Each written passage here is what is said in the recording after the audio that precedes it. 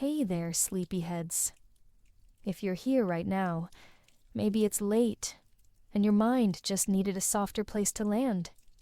Maybe you're lying in bed scrolling under dim lights, looking for something calm, familiar, maybe even comforting. If so, you're exactly where you should be. Tonight we're not just talking about SpongeBob.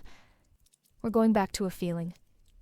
Quiet mornings, warm blankets, cartoons playing softly in the background. Back when life felt lighter. So take a breath. Let the day fade. Pull your blanket a little closer. And let's begin. The first time Bikini Bottom appeared on a TV screen, it didn't feel like a new show. It felt like opening a door you didn't know it existed. Maybe you were sitting cross-legged on the floor with a bowl of cereal, or maybe school had just ended, and your backpack was still by the door. The light through the window felt soft, like it didn't want to bother anyone. Something about those colors, the bubbly sounds, the way everything moved slowly, made it feel safe before you even realized why. You didn't know the characters yet, but it already felt familiar, in a way that stayed. But that wasn't the strange part yet. It somehow felt like a place waiting for you. Not loud, not dramatic, just quietly alive. You might have heard the fridge humming in the kitchen, or distant cars passing outside while the episode played. Maybe the sun was going down, and shadows were stretching across the carpet. Those small details almost made it real, even though you knew it wasn't. Still, something about that moment stayed. It didn't end there. Something changed quietly afterward. A part of you started returning to that town without even trying. And maybe even now, when the night feels a little heavy, that door still opens. After school had its own kind of rhythm, like the day was slowly exhaling. You'd come through the door and drop your backpack somewhere nearby, without really caring where it landed. Shoes got kicked off almost automatically. The tiredness wasn't loud or dramatic, but it sat quietly in your shoulders, like it had been waiting all day. Maybe you grabbed a snack. Maybe you didn't, but the TV usually came on without much thought.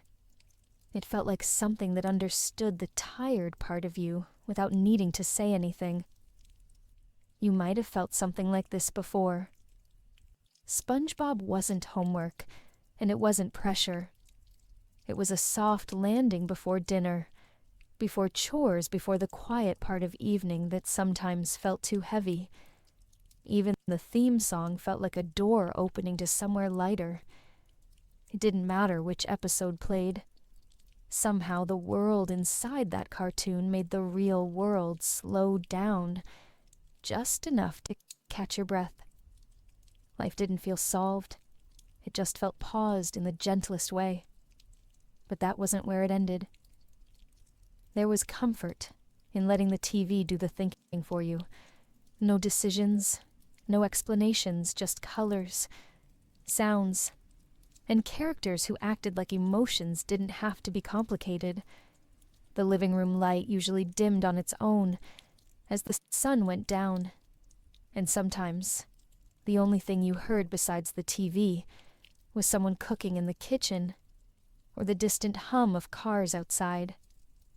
Even the air felt slower at that hour, like it knew people were winding down from whatever the day had taken out of them. You didn't always notice it then, but something about that moment stayed. SpongeBob wasn't about escaping reality completely. It was more like finding a softer place inside it. The characters laughed, made mistakes, bounced back and tried again without thinking too much. They lived underwater, but felt strangely close to how real people manage their emotions. Back then, you didn't realize it was helping you cope with feelings that didn't have names yet. You just felt okay for a little while. It didn't fix everything, but it helped you carry it. But the real comfort showed up in the quiet parts, the spaces between jokes, the moments when nobody explained anything, and the scene just let itself breathe.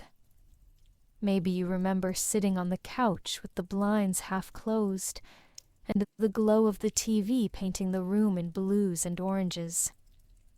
There was a calm that didn't ask for permission to exist.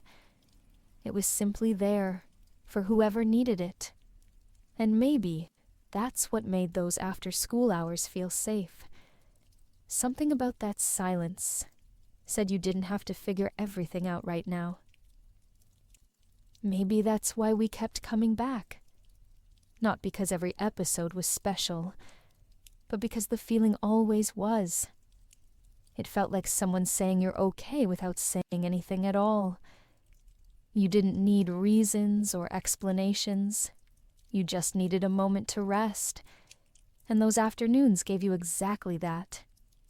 Kids might have watched for laughs, but maybe the heart understood something else was happening. As time went on, that routine became part of growing up. Homework waited, responsibilities waited, but for a little while, Bikini Bottom was the space in between all of that. A window into a world that ran at a kinder tempo. You didn't realize how important it was until years later, when tiredness became more complicated and quiet moments became harder to find. But the memory stayed tucked away, like something still glowing faintly even after the screen went dark. It didn't end there. Something changed quietly afterward. Even now, when days feel long or nights stretch a little too wide, you might still hear that theme song somewhere in the back of your mind. It might be faint, like the fridge humming softly behind you, or streetlights flickering through closed blinds. But it's there just enough to remind you of how it felt to come home, sit down, and let a cartoon hold the weight for a while. And somehow, that memory still knows how to help you breathe. When we were kids, we didn't try to understand the characters, we just liked them. SpongeBob was funny, Patrick was silly, Squidward was grumpy. That was enough. But growing older has a way of changing how memory looks. You start noticing little details you never thought about before. SpongeBob didn't just laugh because life was easy. He laughed even when things were difficult. And maybe that meant more than we realized back then. Something about that always felt calm, like someone telling you things might go wrong. But joy still had a place in the room. But that wasn't the strange part yet. SpongeBob believed the best in people even when they didn't deserve it. He worked hard every day at a job most people wouldn't want. He found meaning in things others overlooked, and maybe that's why he felt real to us. Not real like a person you could meet, but real like a feeling you could connect to. There's something steady in the way he kept trying, no matter what. It made mistakes seem less scary, like another chance was always waiting tomorrow morning with the sun. Patrick moved through life, like he didn't have all the answers, but he didn't seem bothered by that. Maybe that kind of peace is what many people search for now. Overthinkers might understand the appeal of his simplicity. He wasn't worried about perfection. He was just present. Watching him felt like taking a slow breath, the kind that doesn't demand anything in return. You might have felt something like that before sitting on the couch, letting the TV glow across the room, while the day slowly let go of your thoughts. Then there was Squidward, tired but still showing up. Maybe he didn't hate everyone. Maybe he was just exhausted. Adults can recognize that kind of feeling now. Wanting quiet, wanting rest, wanting someone to understand without needing every word explained. His sighs might have said more than his dialogue ever did. Underneath his frustration was something most people know well. a quiet wish for peace. Not success, not applause, just rest. Something about Bikini Bottom turned those simple personalities into reflections.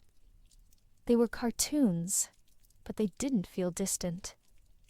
Maybe that's because real emotions showed up in small ways. A shaky voice, a long pause, a sudden smile that arrived a little late.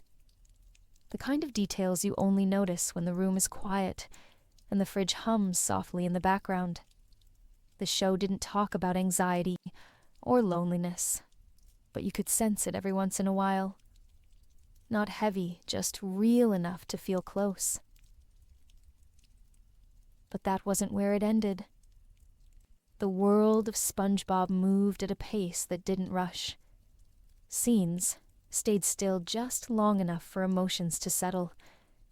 There was space to breathe, even between the laughter.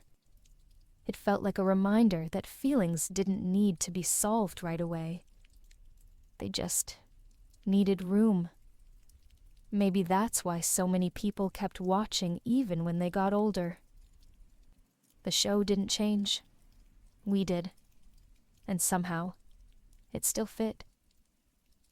The TV didn't become less bright, and the characters didn't become less colorful, but the meaning behind them gently expanded over time. What once felt simple began to feel familiar in a deeper way, more truthful. SpongeBob became hope, Patrick became presence, Squidward became honesty, and when the screen lit up the walls around you with soft blue light, it didn't matter that it was fiction. What mattered was how it made you feel when the world felt heavy. Sometimes that memory returns when the night is quiet and your thoughts start to wander. You can almost hear faint music from the living room or the distant echo of laughter from one old episode. Maybe you don't need to understand why it still feels real. Maybe being real in history books never mattered. Maybe being real in the moments that shaped us was enough. And maybe it still is. The Krusty Krab never needed to explain itself. It was just there every time the episode started. No opening hours, no rules, no questions about bills or rent.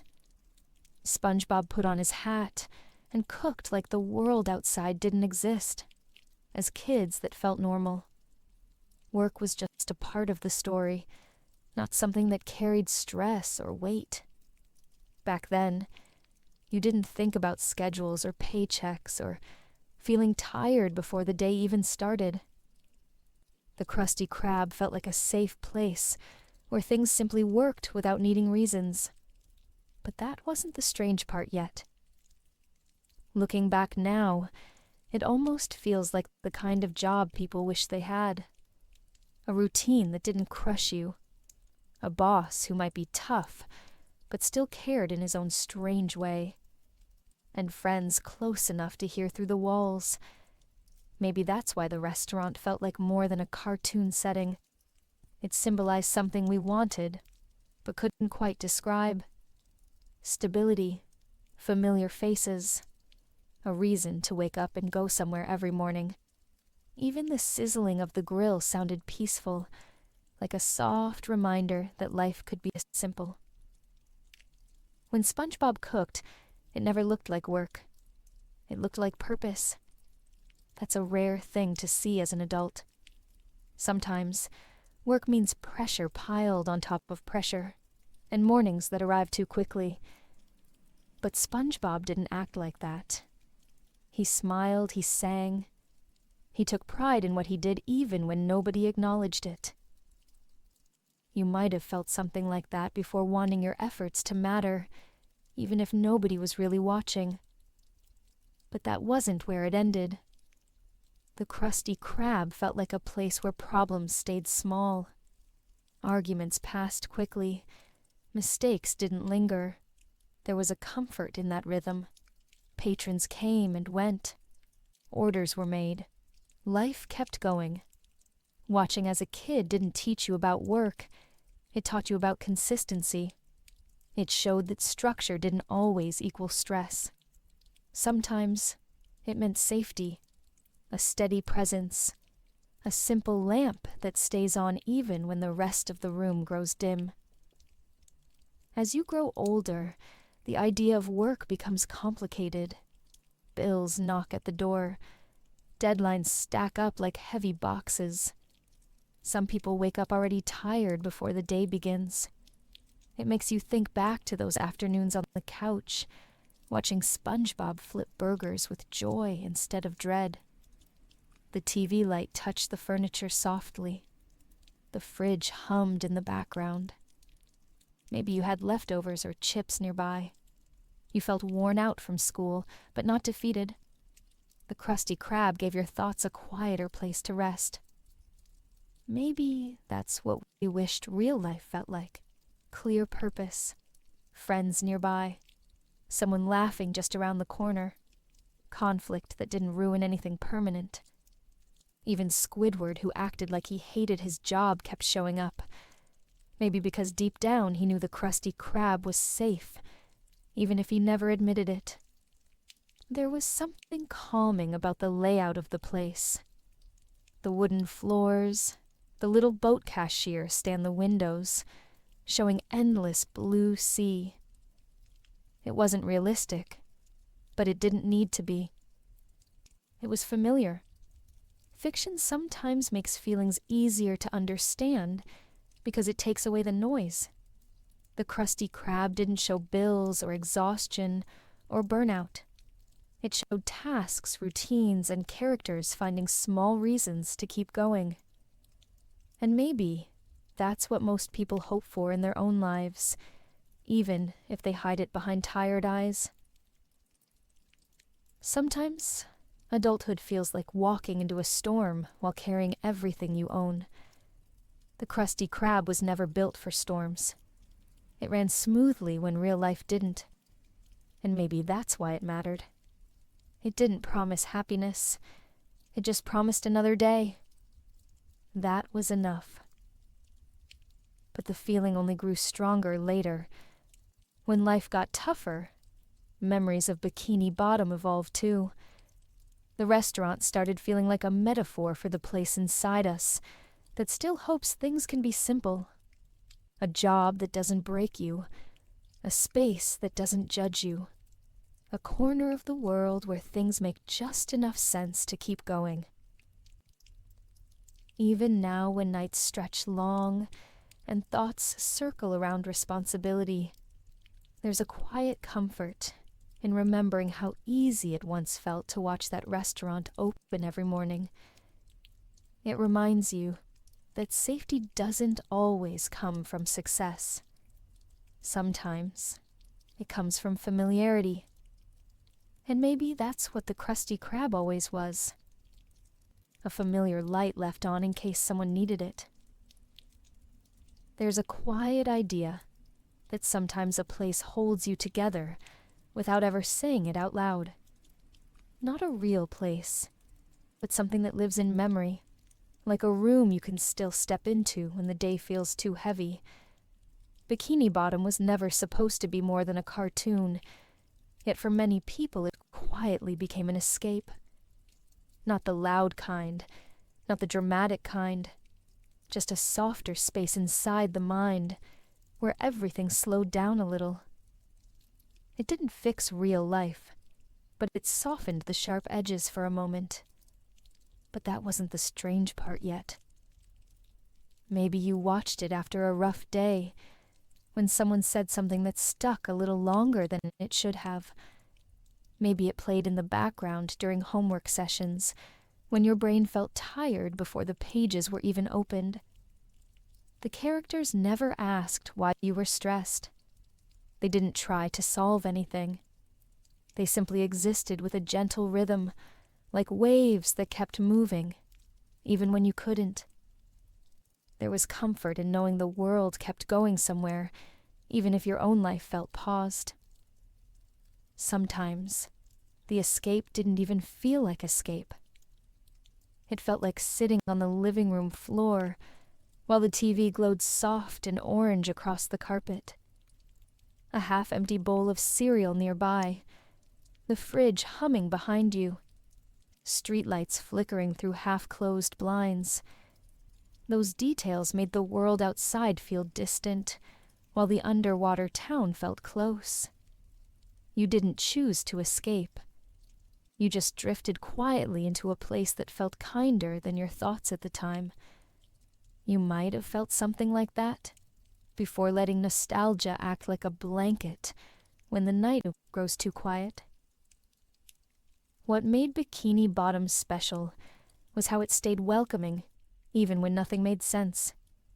Joy existed without requiring an explanation. Sadness didn't need a name. Every episode moved forward, even when the characters didn't. SpongeBob never stopped believing. Squidward never stopped trying to find peace. And Patrick never stopped being okay with not having answers. Those pieces of personality somehow mirrored emotions we couldn't express back then. They filled in the gaps without needing words. But that wasn't where it ended.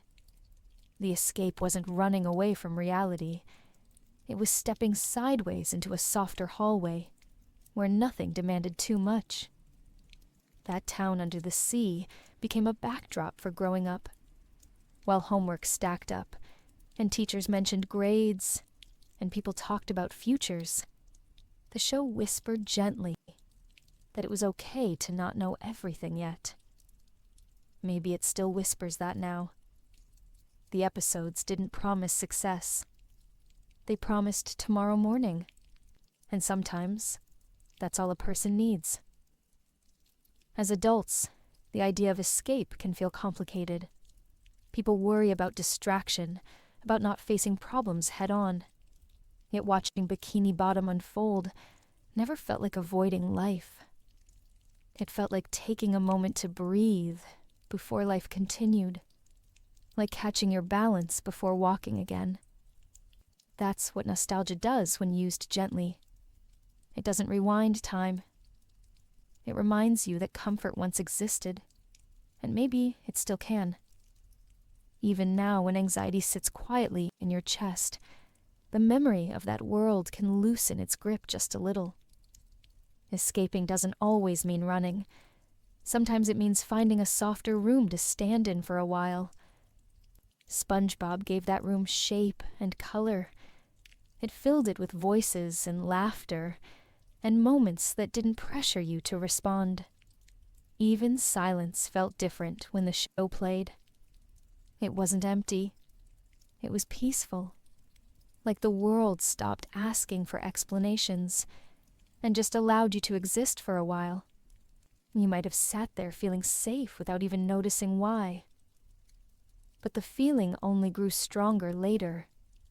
The older you become, the more the memory changes tone. You start realizing that maybe Bikini Bottom wasn't just a cartoon, but a safe space that stayed open when life felt complex. Like the crusty crab at nightlights, still on doors, still unlocked, even if nobody walked in.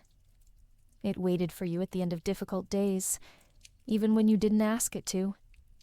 That kind of presence leaves a mark. And maybe that's what makes nostalgia so powerful. It doesn't ask you to live in the past. It simply reminds you that comfort is real, and once it touched your life in ways you didn't understand until now. Nostalgia can be a map that leads to the feeling, not the place. Bikini Bottom was never real in history books, but it was real in the quiet parts of growing up. It was a small light left on in a hallway, a soft voice in the background, a reminder that even when life felt confusing, there was still somewhere gentle to rest. And maybe that room never really closed. SpongeBob always felt like the brightest part of Bikini Bottom, but maybe brightness isn't always proof that life is easy. Maybe it's the way someone keeps swimming when the water feels heavy. He woke up every morning with the same cheerful voice and a smile that seemed almost impossible to break. As kids, it looked simple, but growing up makes you realize how much strength it takes to face each day with optimism. Maybe SpongeBob didn't laugh because everything was perfect. Maybe he laughed because things get hard, and laughter helped him stay afloat. But that wasn't the strange part yet. He took pride in everything he did. Cooking burgers, cleaning floors, taking care of tiny tasks most people would ignore. There was a kind of quiet dignity in it, like he believed every effort mattered, even if no one was watching. For people who secretly struggle to stay positive, but still try each morning, that kind of attitude hits deeper than it did before. SpongeBob wasn't naive. He was resilient. His happiness wasn't noise. It was a choice, a soft, steady beat in a world that sometimes moved too quickly. As kids, we laughed at his energy. As adults, we might envy it. Some mornings you wake up tired before the day has even started. You stare at the ceiling, listening to distant cars outside, and it feels like a weight that never quite lifts. But in Bikini Bottom, SpongeBob would already be dressed, singing to himself, ready to begin again. His optimism was never loud. It was consistent, a reminder that hope can live in routine just as much as in dreams. You might have felt something like that before when you tried to stay hopeful, without anyone noticing how hard it was. He didn't ignore other people's moods either. Even when Squidward rolled his eyes, SpongeBob offered friendship without needing approval. Maybe that's why he felt real sometimes. He didn't force anyone to change. He just stayed kind. That type of kindness feels rare now, but it also feels important. SpongeBob believed that joy was still worth trying for, even when nobody else tried with him. There's a power in that kind of belief, a quiet one. But that wasn't where it ended. SpongeBob showed that positivity doesn't mean avoiding sadness. It means allowing joy to exist, even when sadness already has a seat at the table. He failed boating tests. He got nervous. He made mistakes. But every new morning still found him hopeful. The world often celebrates strength in loud ways, but SpongeBob's strength was gentle. Hidden beneath jokes and songs was a character built to remind us that hope doesn't need to be perfect to matter. You can almost picture him flipping burgers while the grill sizzles softly, the TV casting warm light across the room if you watched at night. Maybe you were finishing homework or thinking about things that didn't have answers yet. The episode played on and somehow made the air feel a little lighter. Optimism isn't magic, but it can be steady. SpongeBob felt steady. Maybe that's why his character mattered more than we knew. He wasn't cheering for himself. It felt like he was cheering for us. A simple cartoon yellow sponge, drawn with thick lines and big eyes, but somehow holding a kind of hope that made heavy moments feel less alone. Even now, when life asks a lot, and the world feels crowded, there's something calming in remembering the way he faced his day. Maybe resilience doesn't always roar. Maybe sometimes it sings while washing dishes. The feeling only grew stronger later. Looking back, it becomes clearer that SpongeBob wasn't just comic relief. He was encouragement. A soft reminder that trying isn't embarrassing. That caring isn't weakness. That showing up each day with effort still means something, even when nobody sees the work you put in. And maybe that's why we keep remembering him now. Not because his laughter was funny, but because it made a tired world feel just a little kinder.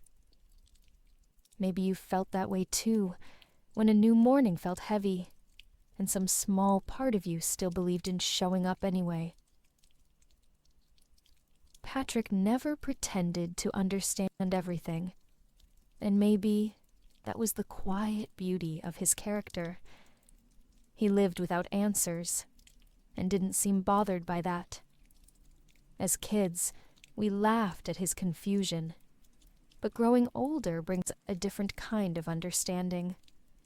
There's something peaceful about someone who doesn't force explanations, someone who can live slowly without feeling guilty about it. Patrick didn't solve problems. He didn't even recognize half of them.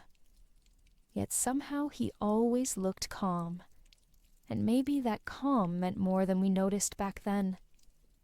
But that wasn't the strange part yet. There's a certain kind of comfort in admitting you don't know what to do, especially when life gets heavy. Uncertainty can feel like walking through fog, but Patrick treated it like a normal day. He sat under a rock and called it home. He didn't rush towards success or stress or answers. He just existed. For people dealing with confusion or choices that don't have clear outcomes, that kind of acceptance can feel like relief. Sometimes, the hardest part of life is thinking you need to figure out everything at once. Patrick never rushed. He might have been slow, but his pace held something gentle. You can almost picture him sitting beside SpongeBob while the world moved around them.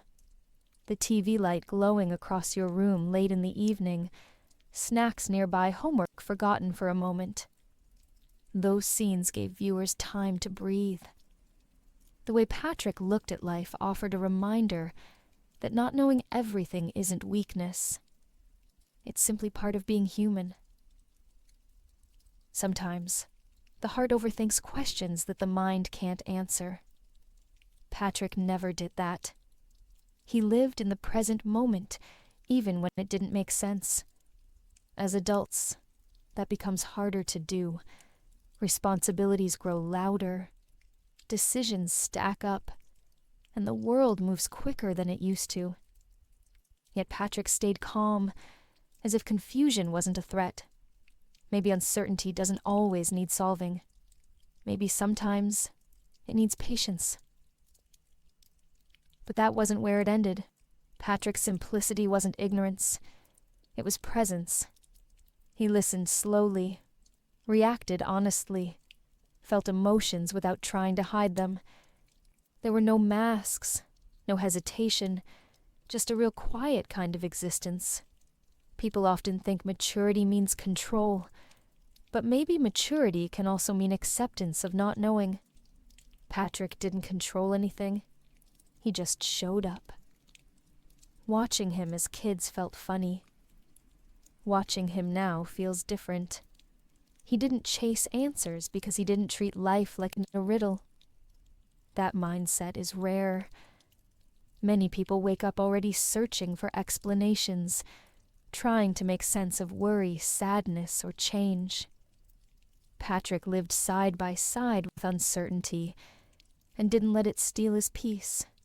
You might have felt something like that before, when you stopped thinking for a moment and just let the room settle around you. After school, you might have crashed onto the couch with a tired head, snacks in hand, and a buzzing mind. But Patrick's scenes slowed things down.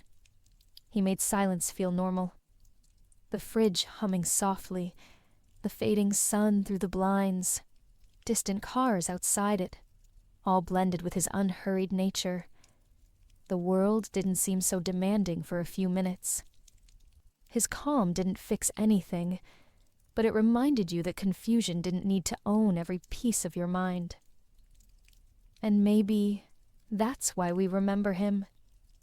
He didn't promise answers. He modeled patience. He showed that life could still be lived even when everything wasn't understood. In a world full of pressure to decide who you are and where you're going.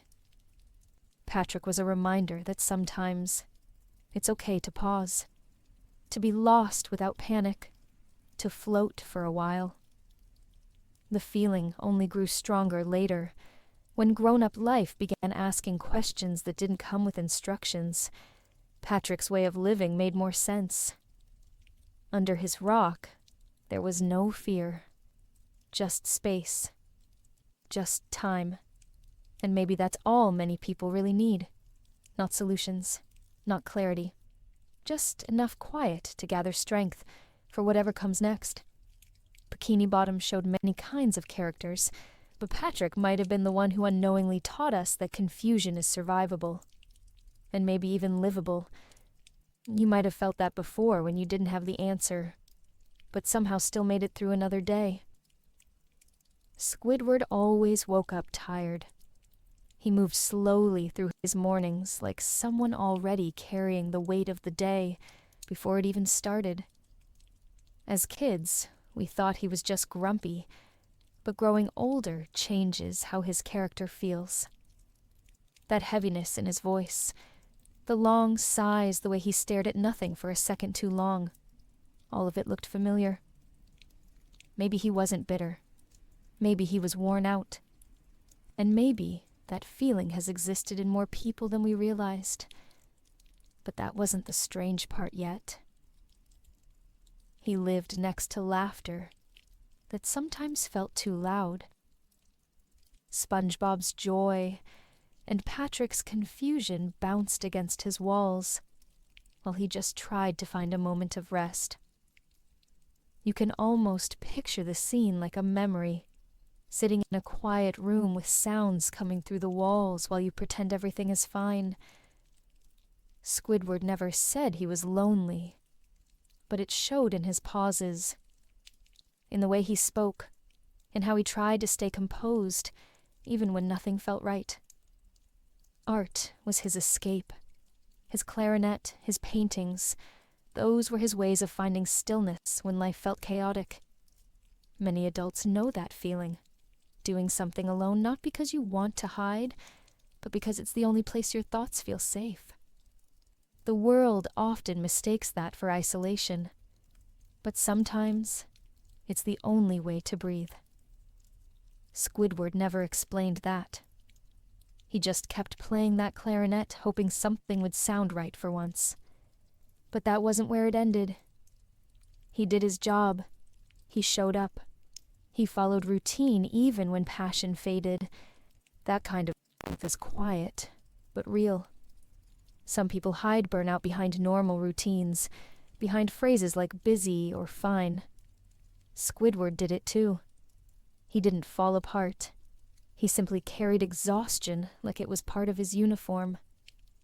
And maybe it was. Watching him now feels different than it did as children. His frustration wasn't against others. It might have been against the weight of being misunderstood. That feeling often sits in adults like an unspoken ache. Not loud enough to announce, but strong enough to last. Squidward never asked anyone to fix it. He just wanted space to exist without demands. You might have felt something like that before brushing your teeth in the morning, while the bathroom light felt too bright, and your thoughts felt too tired. There's something quietly human about someone who wants peace more than attention. Squidward didn't crave applause. He craved rest. He wanted maybe just one person to understand that tiredness isn't always solved by sleep. Sometimes it sits deeper, waiting for kindness. That truth shows up in people every day, even when they don't talk about it.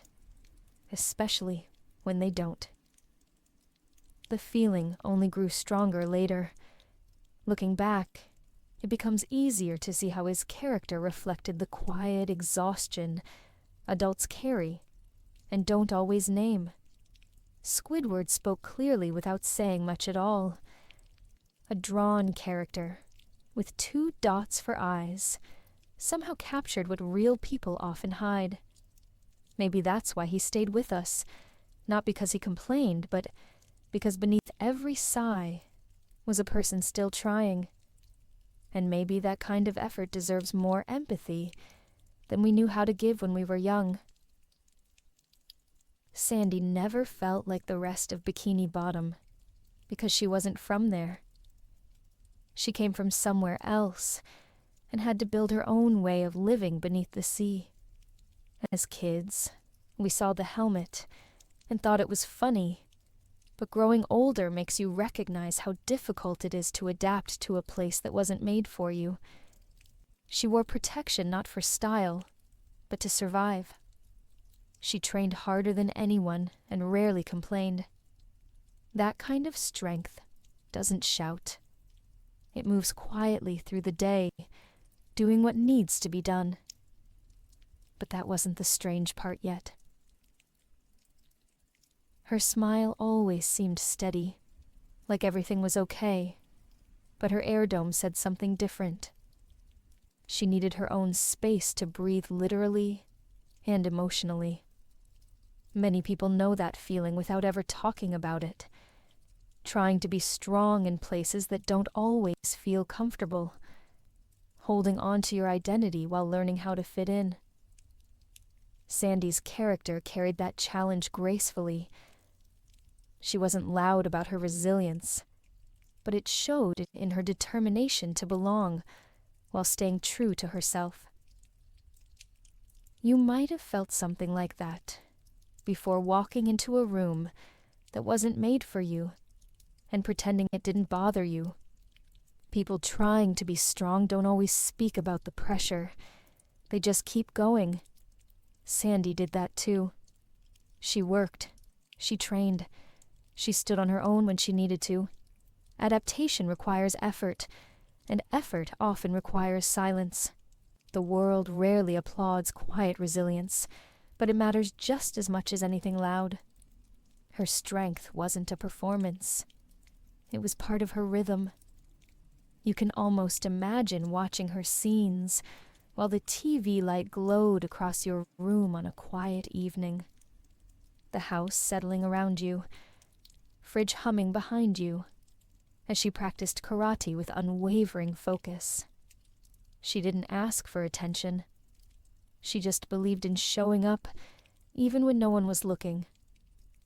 That kind of strength often goes unnoticed, yet it's the kind that keeps people moving forward when life gets hard.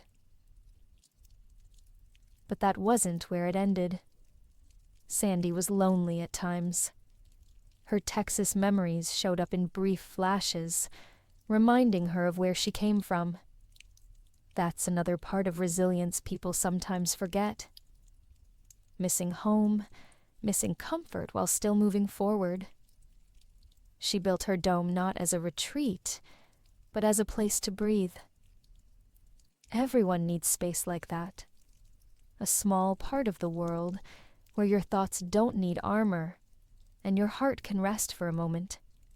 Adults might understand that more than children ever could. There's power in strength, without loudness. Sandy didn't need applause. She didn't chase attention.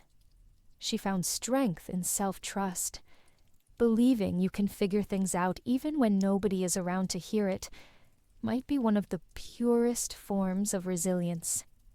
It asks nothing from others, but gives you enough courage to continue. Some people wear emotional helmets too. They protect themselves in ways nobody sees. They learn how to breathe in places that weren't designed for them. They keep going, even when misunderstandings linger in the air. That doesn't make them fragile. It makes them adaptive, just like Sandy. The feeling only grew stronger later. Watching as adults reveals the quiet message embedded in her character. Strength doesn't always make noise. Sometimes it's a calm voice, saying I'll figure it out even when the world isn't listening. And maybe that's why Sandy mattered more than we realized. She showed that you can be strong without being loud, hopeful without being naive, and different without being alone. And sometimes that's exactly what people need to hear. even if it's not said out loud. Mr. Krabs was easy to label as greedy when we were kids, but growing older makes his character feel different. He loved money, but maybe that love wasn't about greed. Maybe it was fear. Fear of losing what he built. Fear of going back to nothing. That kind of fear is familiar to people who work hard just to stay afloat. He kept counting and saving, not to brag, but to protect the life he carved out for himself. But that wasn't the strange part yet. He ran the Krusty Krab like someone who couldn't afford to slow down. The lights were always on doors, always open like resting might cost too much. The way he held on to every coin seemed less like selfishness and more like survival. Adults understand that well, especially when bills stack quietly and responsibilities don't wait. Mr. Krabs showed how money can become more than currency. It can become safety, stability, proof that effort meant something. But survival carries weight. You can imagine him lying in bed at night, listening to the sound of the ocean outside his window, the silence between waves speaking louder than words. He never talked about his worries, but they felt close. That feeling is familiar to anyone who stays up late running numbers through their head, trying to make it all work. People don't always show panic. Sometimes it hides behind routine. Still, he cared more than he admitted. He protected SpongeBob. He helped when it counted. He didn't show it with hugs or speeches, but with loyalty. His fear didn't erase his heart. It just made it harder to see. Some adults know what that feels like, keeping love quiet, because survival speaks louder. But that wasn't where it ended. The pressure to hold on can become its own kind of trap. Mr. Krabs spent so much time protecting what he earned that he forgot to rest. That's not greed. That's exhaustion. When work becomes identity, it can swallow peace. It can make success feel fragile, even when everything looks stable from the outside. You might have felt something like that before working hard, and still feeling like everything could disappear with one bad day. The Krusty Krab felt safe to viewers, but maybe to Mr. Krabs, it felt like something that needed guarding every second. Constant responsibility can start to feel like loneliness, especially when you don't know how to slow down. Adults often push through that feeling, pretending it doesn't exist. They wake up early, they work, they come home and say everything is fine. But sometimes, fine just means not broken yet. You can almost picture him turning off the restaurant lights at night, walking slowly to the door before locking it. The ocean breeze moving through the empty street. The kind of silence that makes you think about everything you're afraid to say. Maybe that's why his character lingered in memory. He was afraid of failure, but he kept going anyway. Not for applause, not for glory, just for survival. The feeling only grew stronger later. Looking back, his character reflects a truth many adults face. Survival doesn't always look heroic. Sometimes, it looks like guarding every little thing you worked for, without knowing how to rest. Mr. Krabs wasn't the richest in spirit, but he was real. More real than we realized as kids. And maybe that's what made him quietly human. He showed that fear can shape people just as much as hope does, and that sometimes holding on is the only way they know how to keep moving. Bikini Bottom was never truly silent. Even in scenes where nothing much happened, you could hear life gently moving underneath everything. The bubbles shifting the soft water, sounds the tiny echoes between character dialogue. They weren't just effects, they were part of the atmosphere. It felt like walking through a neighborhood at dusk, when distant cars pass slowly and streetlights flicker awake. That hum tells you that life is still happening, even when you're not participating. But that wasn't the strange part yet. Those sounds built something beyond animation. They created a world you could hear, even when your eyes drifted away from the screen. There was no pressure to pay attention, no urgency in the pacing. It was like background comfort, the way a fridge hums in the next room, or a ceiling fan keeps spinning while you fall asleep. SpongeBob wasn't just colorful, it was ambient. The town felt alive even during pauses. A soft reminder that stillness doesn't equal emptiness. You might have felt something like that before. Watching an episode after school, with the window cracked open just enough to let the breeze in. The water sounds from the show, mixed with real sounds from outside. A door closing somewhere in the house. A dog barking in the distance. Someone cooking dinner while dishes clinked gently in the sink. The merging of real life and cartoon atmosphere made Bikini Bottom feel like part of your world. It didn't pull you away. It blended with your day. Even as adults, that feeling is hard to recreate. Sometimes life gets too loud or too quiet. Silence can feel overwhelming, and noise can feel exhausting. But Bikini Bottom always found the middle ground. It was noise shaped like a comfort, quiet shaped like safety. The rhythm of bubbles and ocean currents became a subtle reminder that life can move slowly and still feel meaningful. The soundscape carried emotion without needing words. But that wasn't where it ended. The ambient audio suggested community without showing crowds. You rarely saw many people yet. The town still felt full. Background chatter, seabirds' small machines humming in the distance, all hinted at life continuing off-screen. That's what made Bikini Bottom feel real. Not real in geography, but real in memory. You didn't need to see everything to sense that the world kept going. Sometimes, revisiting the show as an adult feels like stepping into a place you forgot you remembered. Not for the jokes, not for the plot, but for the atmosphere. A town that never really slept, just kept drifting softly in the background of growing up. Those sounds become tied to memories.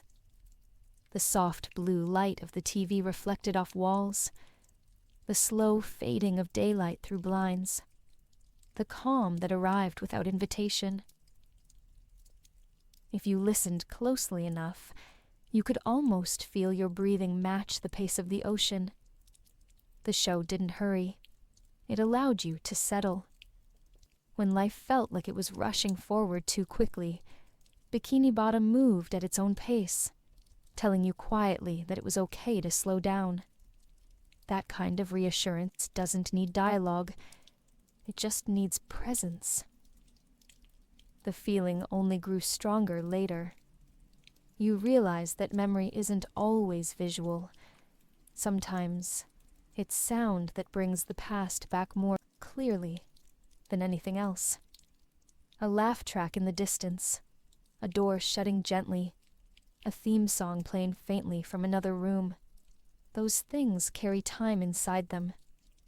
And maybe that's why the soundscape of Bikini Bottom still holds weight. It reminds us of moments when the world felt manageable, when the day wound down softly, when comfort sounded like bubbles and the distant echo of underwater life. A steady reminder that even quiet places can be full of life, and maybe they still can be.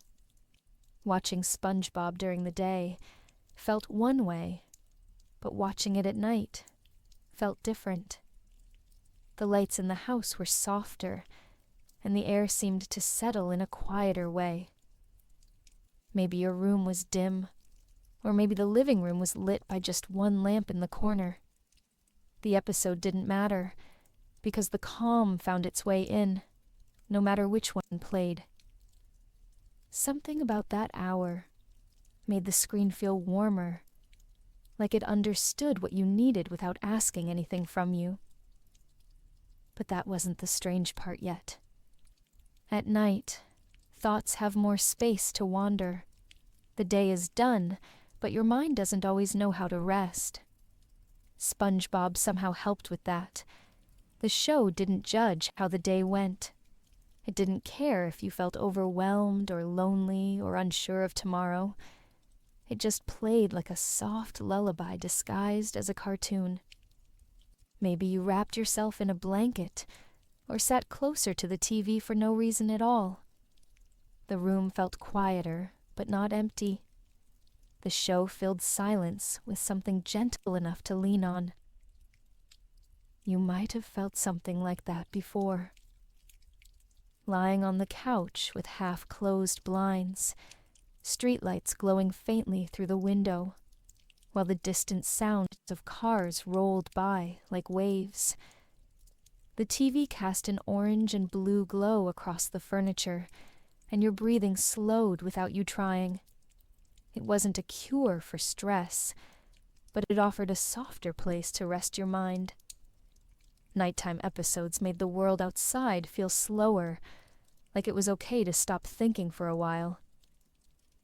And that kind of calm is rare as an adult.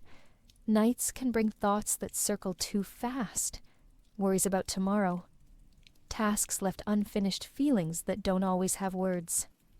But Bikini Bottom never asked you to explain any of that. It provided an atmosphere where nothing demanded immediate answers. Characters woke up the next day and simply tried again. There was no pressure in their pace, just movement. But that wasn't where it ended. SpongeBob at night didn't push your emotions away. It held them quietly, let them exist without judgment. That kind of comfort is easy to overlook until you need it. The quiet that arrived during those episodes didn't feel forced.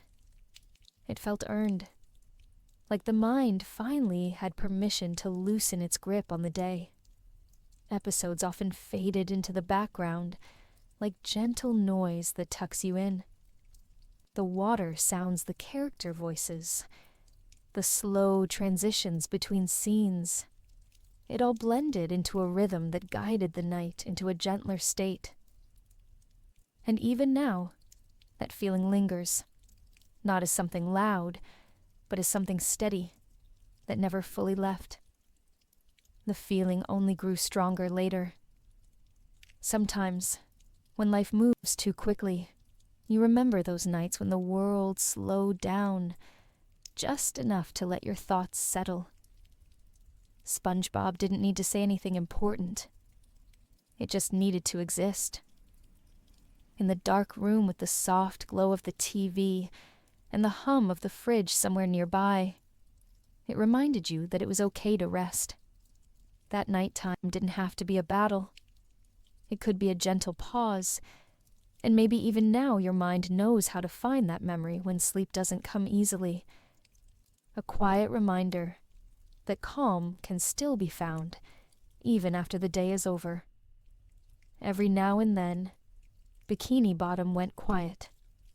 Not the funny kind of quiet, but the kind that felt like the ocean was breathing slowly.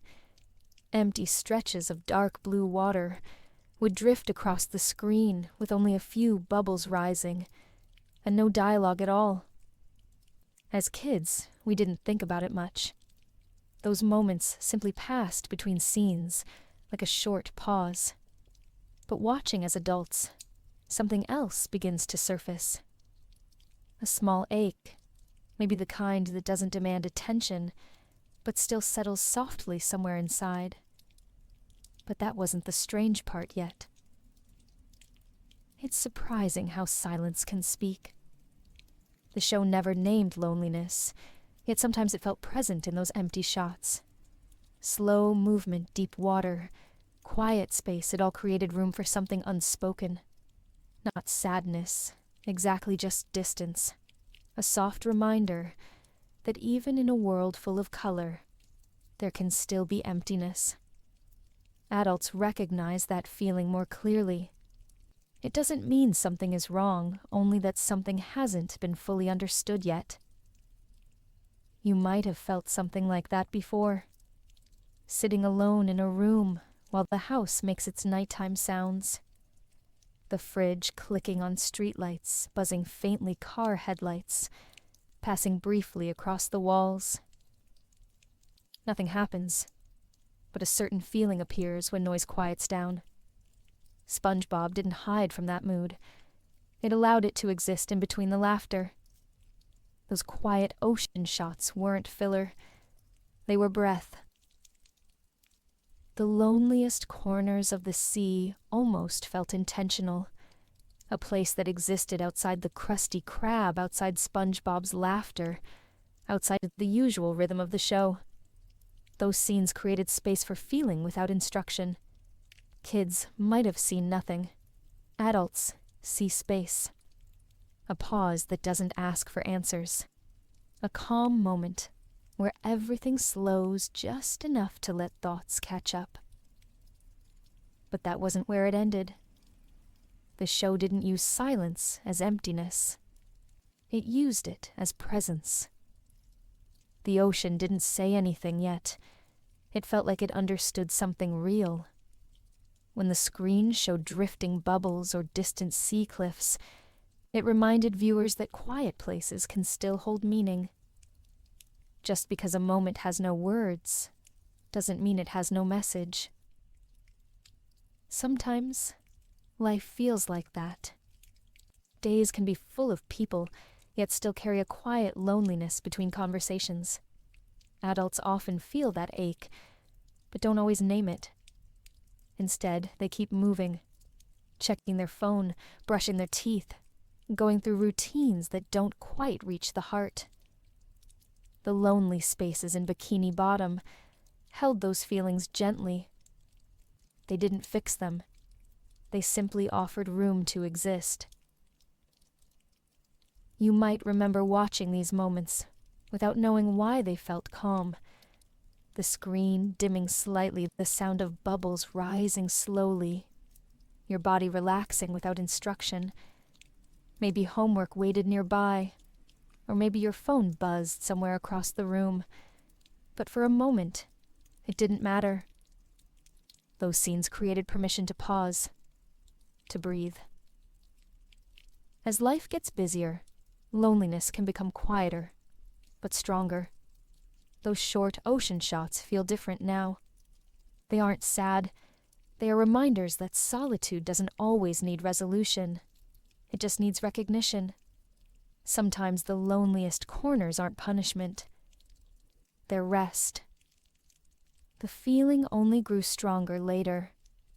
Looking back, those scenes feel like emotional mirrors. They don't ask who you are or what you're going through. They simply sit beside you like a companion who doesn't need conversation. Silence can feel heavy, but it can also feel safe when it isn't forced to explain itself. Bikini Bottom made space for that truth without any words at all. And maybe that's the hidden beauty of those lonely corners under the sea. They weren't trying to comfort or correct anything.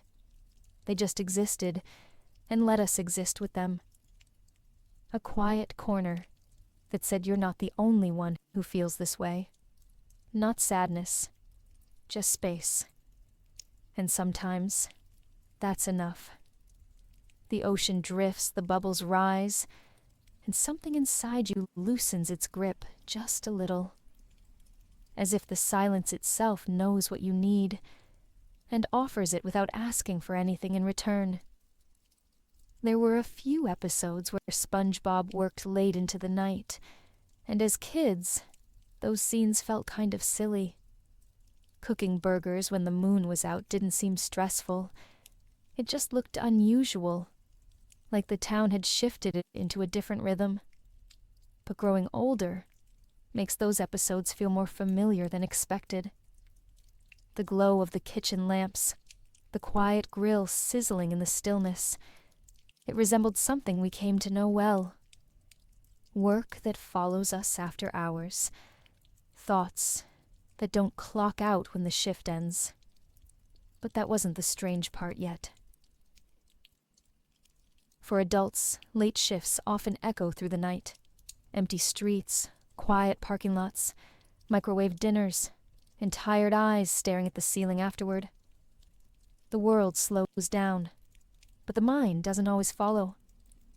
SpongeBob's nighttime work might remind people of moments when effort stretched past sunset, when silence became a coworker, and exhaustion felt like a shadow pacing beside you. Watching it as a child, you wouldn't notice. Watching it now, you might feel something settle inside that you can't quite name. The Krusty Krab at night always had a certain atmosphere. The colors looked deeper. The kitchen sounded different. You could almost feel the weight of the day lingering in the air. Yet something about it still felt steady. SpongeBob moved with the same optimism he had during the afternoon, as if routine gave him strength. He scrubbed floors, sang small songs, did the work even when no customers were left. Maybe he didn't understand exhaustion, or maybe he understood it deeply, but chose to respond gently. You might have felt something like that before. Coming home late to a quiet apartment, sitting alone at the kitchen table as leftovers warmed in the microwave, the clock ticking louder than usual, the fridge humming softly behind you. Those moments carry a loneliness that doesn't shout. It just waits. SpongeBob's late shifts echoed that mood, but softened it. They made the darkness feel less threatening, as if someone had left a light on for whoever needed it. Sometimes, nighttime work feels like being slightly out of sync with the rest of the world. But Bikini Bottom didn't treat it as defeat. It treated it as part of life. A different rhythm. A new chapter in the same day. Adults watching now might recognize the emotional accuracy. Work doesn't always end when it's supposed to. Some responsibilities stretch quietly into the night, asking for more energy than you have left. The episodes didn't confront that harshly. They offered companionship instead. But that wasn't where it ended. Those scenes blended childhood imagination with adult reality in a way that felt strangely comforting. The darker sea outside the windows didn't make the Krusty Krab feel colder. It made it feel like shelter, a small place of purpose glowing gently in the quiet. SpongeBob showed that effort doesn't have to be loud to be meaningful. His resilience wasn't heroic. It was consistent. The feeling only grew stronger later. Now when people remember those nighttime shifts, they might sense something warm behind the exhaustion. The idea that work doesn't always steal hope, that late nights don't always equal loneliness, that sometimes just having somewhere to be can make the world feel less empty. SpongeBob kept smiling even in the dark, not because he wasn't tired, maybe because he knew someone might need to see that smile before ending their own day. The sea was darker at night, but something still felt safe. Almost like somewhere out there, a small kitchen light stayed on just in case someone needed a place to rest their thoughts before falling asleep. And maybe that's why those episodes linger quietly in memory. They didn't just show late-night work. They showed a kind of endurance many people live with every day. A soft reminder that even when the world is tired, something gentle can still remain, a flicker of purpose that keeps the night from feeling empty. Bikini Bottom never really seemed afraid of the dark. When nighttime came, it simply slowed down the way a tired house settles after everyone goes to bed. The colors softened, streetlights glowed, and windows stayed warm. Nothing demanded attention, but nothing felt abandoned either. As kids, we saw it as the setting for another joke or another scene change, but watching it now, there's something comforting about how life gently continued, even when nothing much was happening. But that wasn't the strange part yet. The town always felt alive, not because of constant action, but because it carried a quiet rhythm. Even when characters weren't on screen, you sensed they were nearby resting, preparing, or just existing. That kind of steady presence feels reassuring, especially to people who overthink when the day ends. Sometimes it helps just to know the world keeps going, even while you take a breath. Bikini Bottom never pushed forward aggressively. It drifted like a slow current, telling you that pauses don't equal failure. They simply mark time, gently passing. You might have felt something like that before, walking through your house at night, with dim lights still on, hearing the soft buzz of electronics, or the distant hum of cars outside.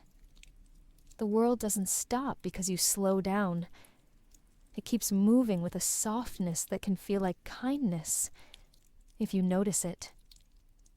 SpongeBob's town captured that mood. It made life feel safe, not perfect, but steady, as if somewhere in that underwater world, someone always kept the light on. Maybe that's why going back to the show feels like checking in on old friends. You don't need to explain where you've been or why you returned. The characters just keep existing like they always did. Squidward still sighs, SpongeBob still giggles, Patrick still wonders about everything and nothing. Their consistency offers reassurance in a world that often changes too quickly. Nostalgia doesn't force you to solve anything. It just reminds you of what once helped you breathe easier. But that wasn't where it ended. There's a quiet power in revisiting something familiar without needing a reason. You don't need to justify rest. You don't need permission to take a break. Bikini Bottom waited for you without expectation, as if it remembered that sometimes people come back not to escape, but to feel seen. Not loudly, but gently, like a nod from someone who understands without asking for a story. As adults, it's easy to forget how valuable that feeling is. We race through choices, pressure ourselves to stay productive, and measure success by how busy we are. Yet that little animated town suggested a different pace. Characters rested, came back, and kept going. Their world didn't reward speed. It rewarded presence. Overthinkers might understand how rare that is. Life often demands answers before offering space to breathe. The feeling only grew stronger later. Watching Bikini Bottom in quiet hours makes you realize that warmth can live in stillness. A soft lamp on a nightstand, a video playing in the background, the subtle echo of the theme song from another era. Those things don't demand attention. They simply exist, offering calm reassurance that the world is still turning even when you're not moving. And maybe that's why the town always felt alive. Not because it shouted, but because it listened. It didn't push or pull. It just stayed familiar enough to help you remember that safety doesn't always need explanations. Sometimes just knowing there's a place that continues without judgment is enough. A reminder that something out there keeps going. And maybe you can too, when you're ready. Bikini Bottom never asked where you went. It simply waited, with its windows glowing and its sea drifting gently, like it always had. Like a quiet heartbeat you forgot you shared. As kids, the jokes in SpongeBob were just funny. We laughed without thinking too much, and let the scenes roll by like they were simply meant to pass the time. But the older you get, the more those moments start to take on new shapes. You begin to notice small things beneath the humor. The way SpongeBob handled rejection with hope. The way Patrick lived inside confusion, without fear. The way Squidward dealt with stress by going quiet instead of asking for help. None of them explained their feelings out loud, yet something still reached us. But that wasn't the strange part yet. Cartoons have a way of speaking without teaching. They don't hold lectures. They don't underline key points. They simply show everyday life in gentle, exaggerated ways. Maybe we didn't realize it then, but those characters showed us emotion in its simplest form. Not as a lesson, but as something that existed in the air, like background music. Happiness and sadness were allowed to live in the same room, without conflict. That kind of subtle honesty sticks with people, even when they don't know why. You might have felt something like that before. Laughing during a rough day, not because everything was okay, but because humor helped you breathe. That kind of laughter lives in the spaces between joy and pain. SpongeBob did that. He kept smiling after things went wrong. As kids, we found it amusing. As adults, we recognized the strength it takes to keep going like that. Rejection hurts, but SpongeBob never treated it like a full stop. He just tried again the next morning, like hope belonged to the routine. Patrick brought a different kind of quiet lesson. He didn't understand much, but he didn't rush to. His calm felt less like ignorance and more like presence. For kids, it was silly. For adults, it might look like peace. Confusion doesn't always need fixing. Sometimes it needs acceptance. Patrick existed inside his world without overthinking it, and somehow that presence felt safe. He didn't search for answers. He waited for them. Squidward taught something too, though not in the way most people expect. He didn't voice his struggles. He just sighed, picked up his clarinet, and kept going. Silence became his expression. Kids saw annoyance. Adults hear fatigue. That kind of quiet stress lives in many people. It doesn't shout. It just waits for someone to understand, without being asked. Squidward revealed that emotion isn't always loud. Sometimes it's the pause before speaking, or the slow walk home after work. But that wasn't where it ended. The brilliance of the show wasn't in what it said. It was in what it allowed to exist. Emotions didn't need labels. They simply appeared for a moment and disappeared again. That felt natural, human, real. SpongeBob didn't follow the rules of storytelling. It followed the rhythms of life. Good days, bad days, little worries, little celebrations, all blending into a single flow. Rewatching it now makes those lessons easier to see. They were never spelled out, but they were always there, drifting quietly under the surface like current beneath the sea. Sadness never overtook joy.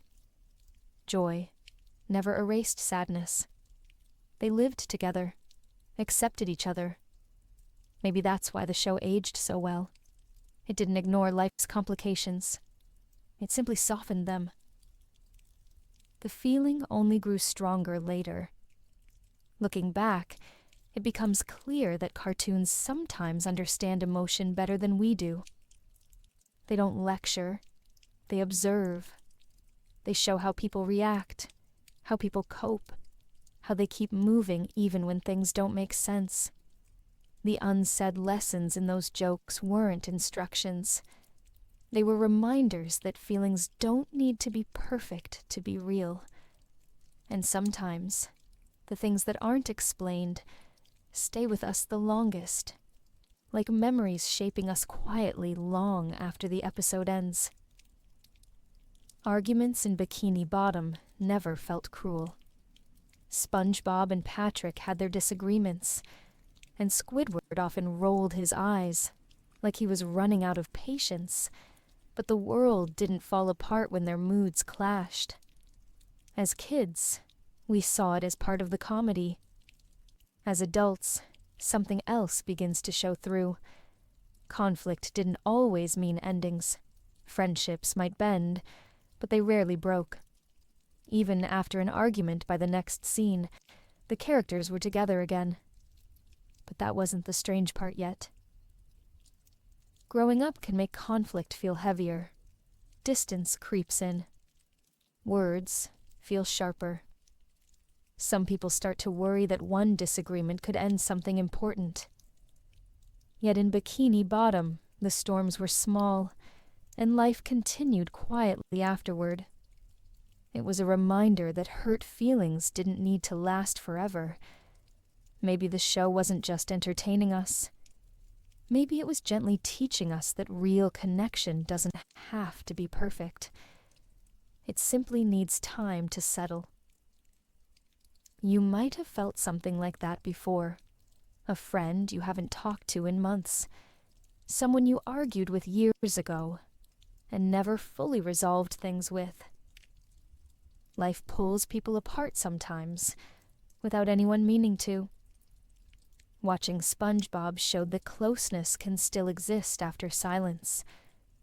The characters didn't always apologize with words, but their presence said enough. They still showed up. They still ate lunch together.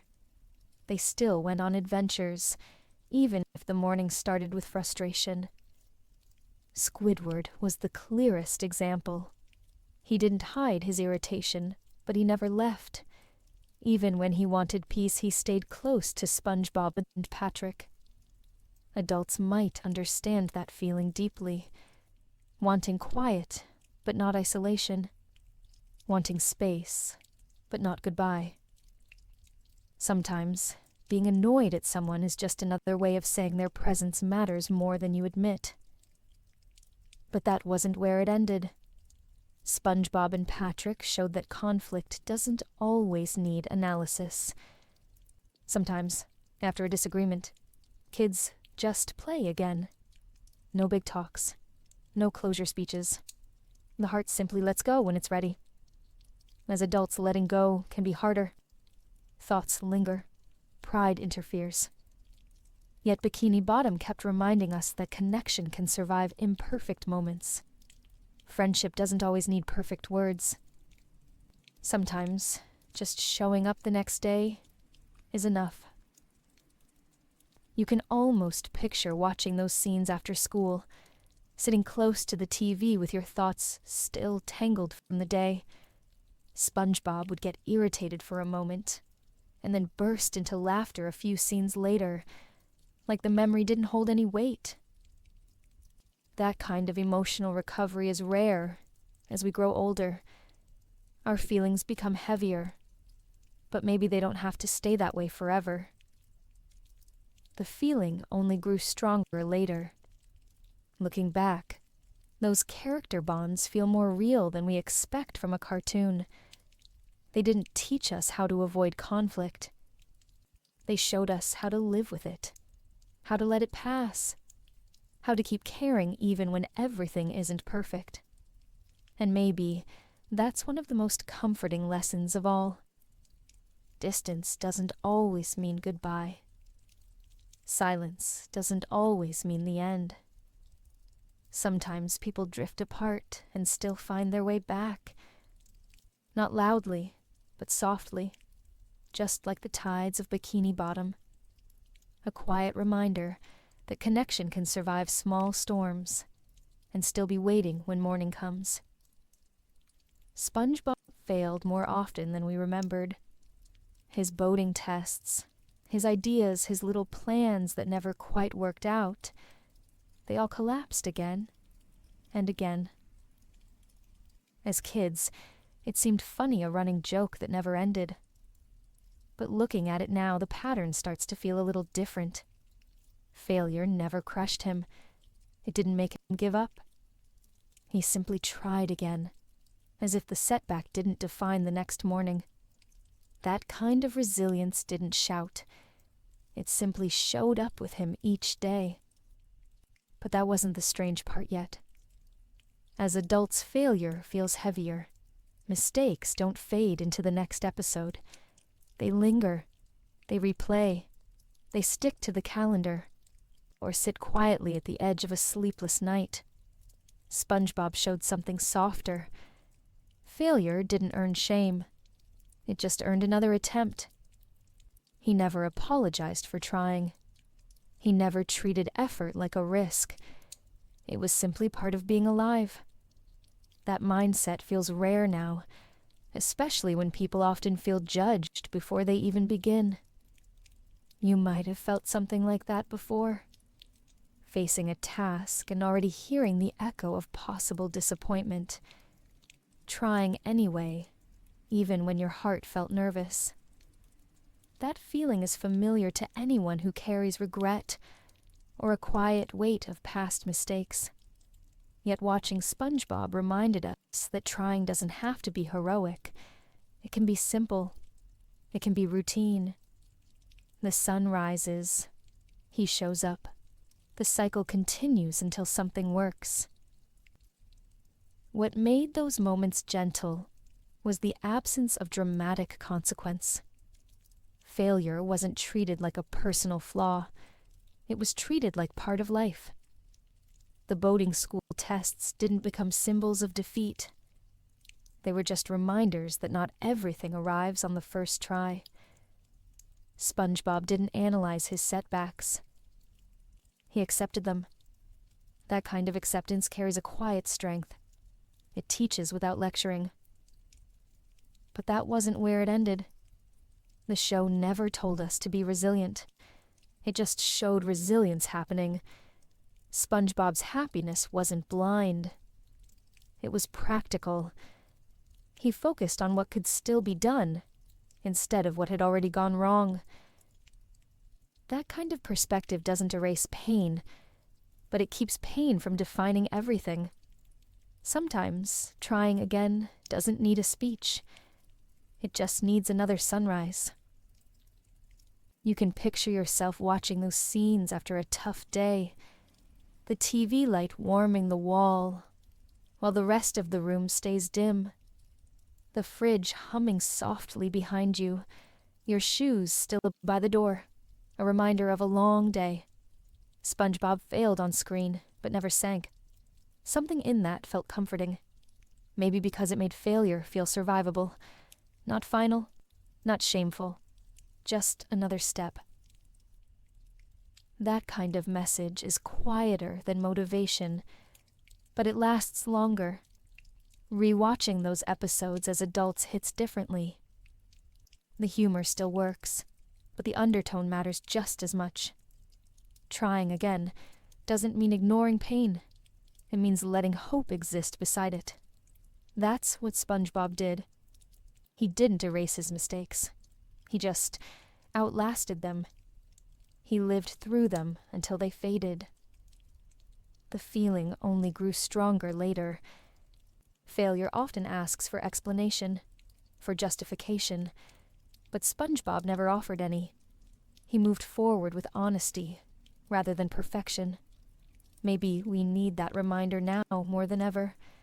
The idea that effort is not embarrassing, that setbacks don't erase potential, that being imperfect doesn't mean being unworthy.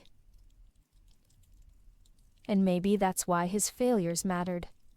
Not because they were funny, but because they showed us how to keep going. His resilience didn't arrive with a speech or a soundtrack. It arrived with routine. Morning came. Work began. Hope followed. That kind of lesson lingers quietly, like the memory of a small lamp glowing in a dark room on a night when rest is hard to find. A reminder that mistakes don't have to break anyone. They can simply be part of the story, guiding us toward the next chapter with gentle patience until we're ready to start again.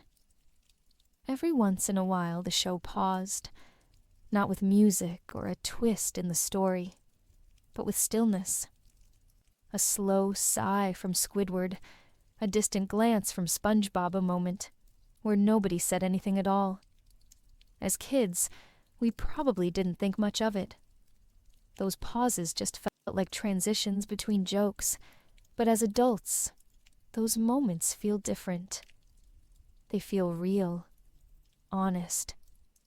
It's in those quiet shots that you notice emotion breathing on its own, without needing an explanation. But that wasn't the strange part yet.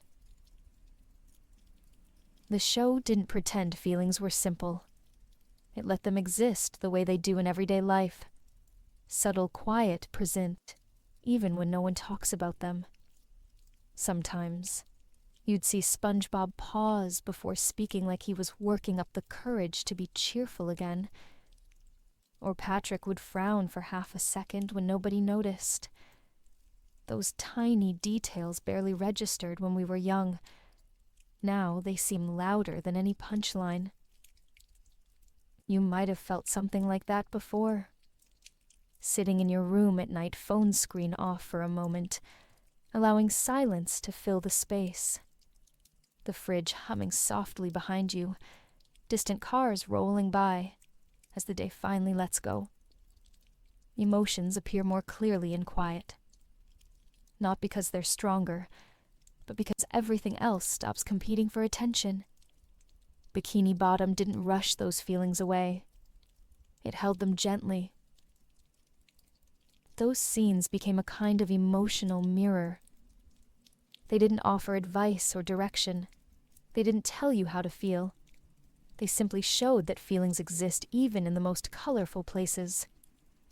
Sadness and joy were never separate in the show.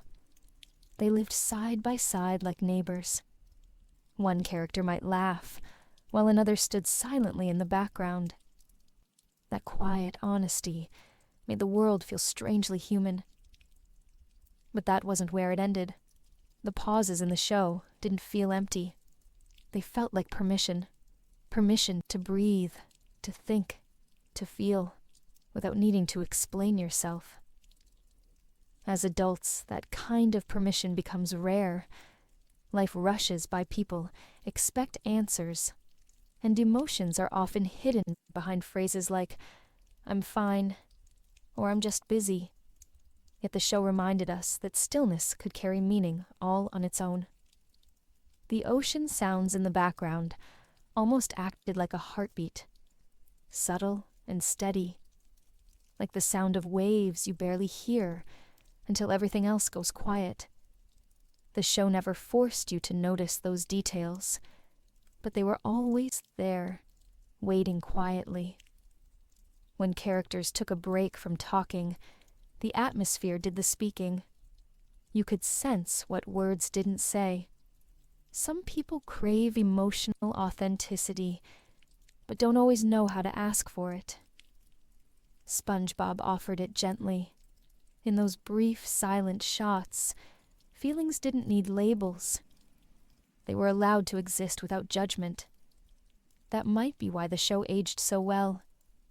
It didn't pretend emotions were always loud or clear. Sometimes they were small and foggy, like a thought you half understand, but feel completely.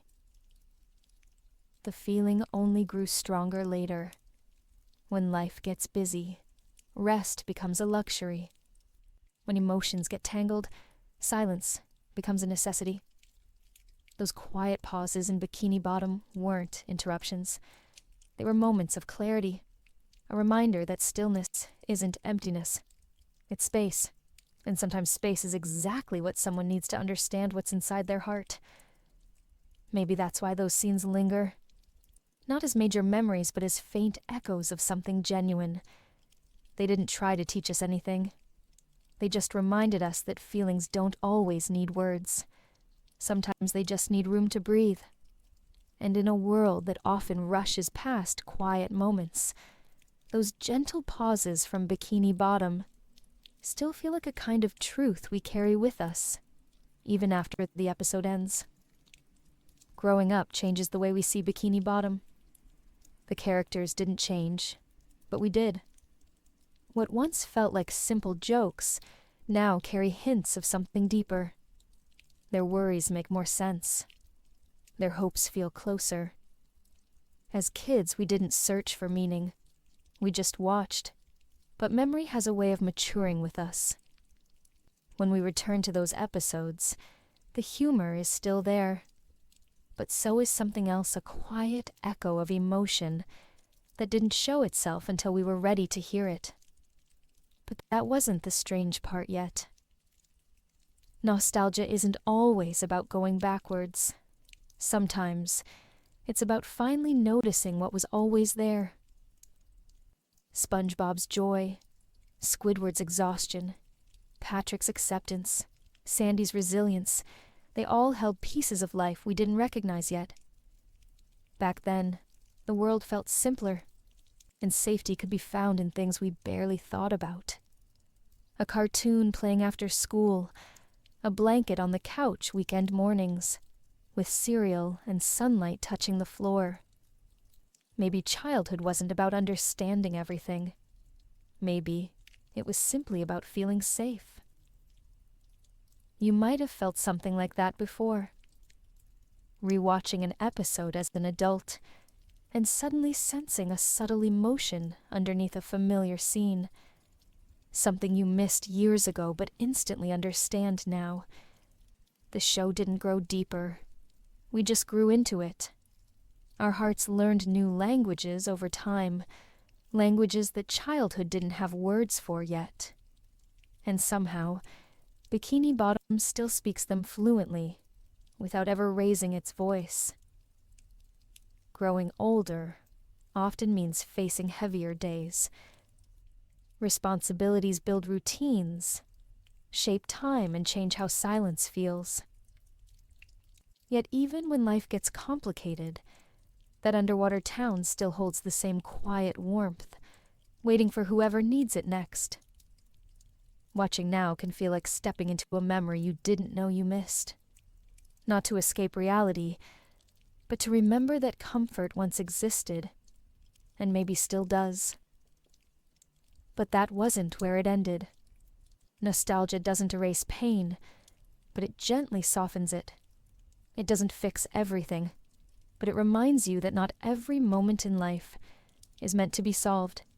Some are meant to be felt. SpongeBob didn't push sadness away. He just didn't let it steal joy. Squidward didn't overcome exhaustion. He simply kept going. Patrick didn't find answers. He accepted not having them. Those patterns become clearer with time, because life slowly teaches us what the show quietly showed first. As adults, we see more clearly what the show offered us. Emotional shapes that mirrored pieces of who we've become. Their lives underwater weren't perfect, but they were lived with heart. That kind of heart becomes easier to recognize the more years we carry. Maybe that's why the show still matters. Not because it changed, but because it waited for us to learn how to listen. The feeling only grew stronger later. Even now, when life feels heavy, that old underwater town still holds a gentle light. It doesn't ask why you're back. It doesn't need you to explain. It simply feels familiar enough to remind you of something important, that comfort can return even after long absences. Bikini Bottom never promised answers. It just promised presence. And maybe that's okay. Maybe nostalgia isn't a doorway to the past. Maybe it's a bridge to the parts of ourselves we thought we'd outgrown. The parts still looking for safety, still searching for warmth, still needing reminders that hope can quietly survive even the busiest days. Maybe that's what we see now that we're older. Not change, just clarity. And maybe that's enough. There's a quiet way to look back on childhood, not by digging for answers, but by letting memories drift to the surface on their own. Like watching clouds move across an afternoon sky. You don't tell them where to go. You just notice them. Nostalgia doesn't always need to be chased. Sometimes it just needs space. Overthinkers often try to grab memory too tightly, searching for meaning instead of allowing feeling. But childhood didn't arrive with explanations. It arrived with moments. Warm light on a weekend morning, the crunch of cereal, a cartoon humming softly in the background. But that wasn't the strange part yet. Back then, time moved slower, almost softer. We didn't rush through afternoons or check clocks as often. A show wasn't measured by productivity. It was just part of the day, threading itself gently into whatever else was happening. SpongeBob didn't teach us life lessons directly. It simply appeared while we were living. That kind of presence is rare, and maybe that's why those memories still feel calm even now. When you remember them, the body often relaxes before the mind understands why. You might have felt something like that before. Sitting quietly in your room at night with no plan and no hurry, letting old thoughts show up without trying to explain them. Some memories knock loudly. Others step in like old friends who don't need to announce themselves. Bikini Bottom holds many of those quiet memories. Not because of the plot, but because of the feeling. Watching the show didn't feel like doing something. It felt like being somewhere. As adults, it's easy to rush through reflection. We ask why we felt a certain way, or what something meant, as if every moment owes us clarity. But memory isn't always a riddle. Sometimes it's just a snapshot, a glow on the wall, the laughter of characters echoing faintly from the TV, a soft pause between scenes where nothing happened, yet everything felt safe. Childhood didn't demand meaning. It just allowed it to grow. But that wasn't where it ended. SpongeBob showed up during life not as a guide, but as company. It was there after school during dinner, before sleep on days that felt easy and days that felt confusing. We didn't stop to analyze it. We just let it exist. Maybe the best way to remember is the same way we lived it slowly, gently, without pressure. Not asking memories to explain themselves, but letting them speak when they're ready. Looking back doesn't always require effort. Sometimes it just requires stillness. Like standing on a beach at dusk watching waves without trying to measure their distance. Like lying on your bed, listening to the house settle through the night fridge, humming softly distant cars passing outside. You don't need to grab those moments. You just let them pass by and give them the space they once had, when time felt bigger. The feeling only grew stronger later. As adults, we chase purpose and search for answers, but childhood memories often live beyond analysis. They live in tone, atmosphere, sound presence. SpongeBob didn't create those moments. It simply joined them. And maybe that's why it lingers in the mind, like a soft echo. You don't force it to return. It appears when you slow down enough to hear it. Maybe the best way to remember isn't by chasing, but by resting. Letting old feelings say hello without interrogation. Letting memory become a gentle presence rather than pressure. Childhood may not come back, but its rhythm can, its softness can. And when it does, it often asks for nothing more than a quiet moment and an open heart. A reminder that you once knew how to simply exist without rushing. And maybe part of you still does. We never called it coping. We just turned on the TV. Some days were heavier than others, and we didn't always know why. Maybe school felt too big.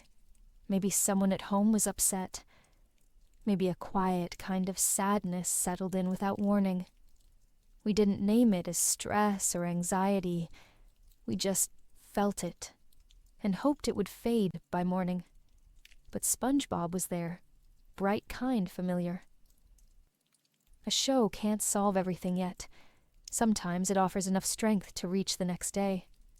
But that wasn't the strange part yet. Back then, imagination didn't feel like survival. It just felt like entertainment. Still, it carried us through moments we didn't understand. Those colorful scenes, the background music, the characters moving at a pace slower than life itself. They were lifelines that didn't announce themselves. The show didn't ask what was wrong. It didn't judge how we felt. It just existed next to us, offering escape without asking for anything in return. You might have felt something like that before. Sitting close to the screen after school while the sun faded outside and shadows grew long across the carpet. Snacks, half-eaten backpacks still by the door, your chest feeling heavier than you could explain. Then SpongeBob would laugh, Patrick would stumble, Squidward would sigh, and somehow your breathing slowed a little. Maybe not enough to forget the day, but enough to rest for a moment. Cartoons can't fix real problems, but they can interrupt the weight of them. Even for a few minutes, that distraction can feel like rescue. The brain stops racing and something softer enters. Comfort is often quiet like that. When you're young, you don't know how to ask for help. So you find it in places that don't ask questions. Imagination becomes a shelter. But that wasn't where it ended. SpongeBob didn't hide reality. He just made it more manageable. When things went wrong, he tried again. When friends argued, they stayed close. When sadness appeared, it didn't need permission to leave. The episodes were simple, yet they carried a rhythm that made life feel less threatening. Children don't need lectures about emotional strength. They need places where anxiety doesn't grow so loud. Sometimes, we escape not to run away, but to find air. The kind you can breathe without feeling judged. SpongeBob's world felt breathable, light, safe. It absorbed the noise of life and released it gently. And maybe that's what made it a lifeline for so many kids who didn't know how to explain what they were feeling. As adults, we understand it more clearly. Those shows held us when words failed. They weren't avoidance. They were support. Imagination might have saved us in ways we still don't fully grasp. It gave structure to overwhelming days. It gave color to confusing emotions. It gave company when loneliness didn't know how to introduce itself. You can almost picture it now. The TV casting a soft glow across the darkening room. The fridge humming quietly behind you. The house settling into evening. Maybe you curled into the couch. Maybe you hugged your knees close. Maybe you just stared ahead until the heaviness loosened its grip. SpongeBob didn't tell you things would get better, but his kindness hinted that they might. The feeling only grew stronger later.